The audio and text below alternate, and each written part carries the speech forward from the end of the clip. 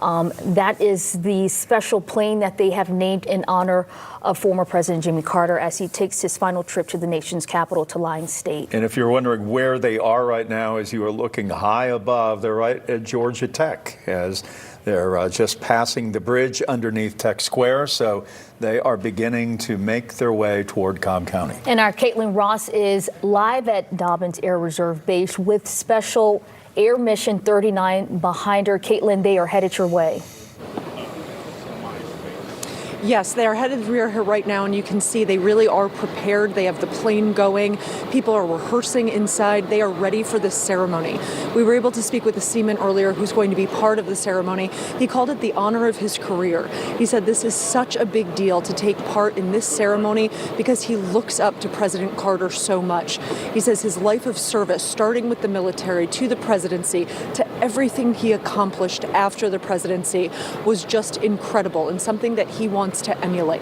He says everyone taking part in this ceremony today is so honored to be a part of it, and they're taking it extremely seriously. Jeff Hollinger earlier said this was a minute-by-minute endeavor, and that's definitely what we're seeing here. We're seeing the coordination of every last move. Early this morning, we saw people coming out and inspecting the grounds, actually looking at the concrete to make sure that there was nothing there, that everything was clean and ready to go. The military band is preparing right now. They're rehearsing. They're getting ready. And they have us up on these risers back from the plane where we're going to be able to see that plane-side ceremony. We're expecting the motorcade to get here at 12:10, and then that ceremony begins immediately. The ceremony itself will be a silent ceremony. They actually said all of us need to remain silent, silence your cell phones. It really is a solemn occasion. And then from there, President Carter's remains will move onto the plane, Mission 39. It's not Air Force One because the sitting president is not on it, but they're calling it Mission 39. The president's remains will board the plane. That plane will take off by 12:45, and then immediately all of us will leave.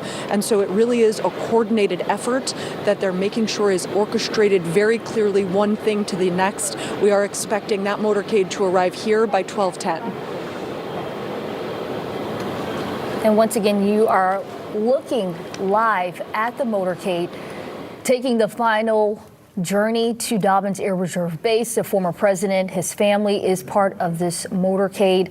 We're going to see them shortly once they arrive at Dobbins Air Reserve Base. As Caitlin Ross just said, it's going to be a quiet ceremony as we watch the late president, his remains, be loaded into Special Air Mission 39. That is the plane that you're looking live also on the screen. You know, we were talking about President Reagan and President Herbert Walker Bush's death, and we want to mention President Ford as well. It was President Carter who gave the eulogy to the man that he defeated for the White House. I mean, that's such an extraordinary thing, and I think it gives great testament to the character and the kind of person that Jimmy Carter was. I mean, that's remarkable. Another presidential funeral, certainly, that had a lot of structure about it and really mirrored the man from Grand Rapids, Michigan. But this is a funeral, a state funeral that certainly has the hallmark of Jimmy Carter, with the great organization and the great, minute by minute of the clock. Yeah, I was actually looking at some of the plans that the Carter Center sent over to us, and the details is really what stands out to me. When the first note of this song is played, this movement happens. So really, if you think about these state funerals, as we said, are planned for years, but I'm sure it has a little Jimmy Carter touch on it, a little extra sauce of his, sort of detail, attention to detail. But what is also somewhat ironic about this is when President Carter swept into office, he was one who was trying to get rid of all of the pomp and circumstance of the office. And we've talked about this before, but he eliminated Hail to the Chief temporarily and then brought it back when so many people were disappointed that he would walk into a room and it would not be played.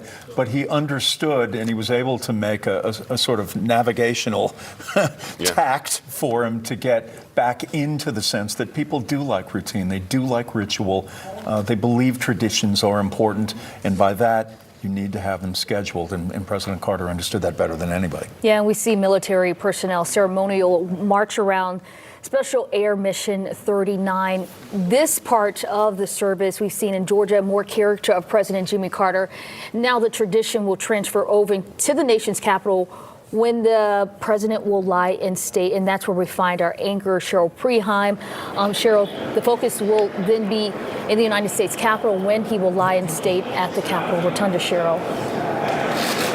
I think it's so interesting what you're talking about, ritual, and how important it is for people to be a part of that, because that is a big part of what's going to happen here in Washington, D.C. in the next couple of days. And we saw that in such a beautiful fashion at the Carter Center in Atlanta, as 23,000 people came to say goodbye, to pay respects. And we expect an outpouring of gratitude and love here in the nation's capital as well.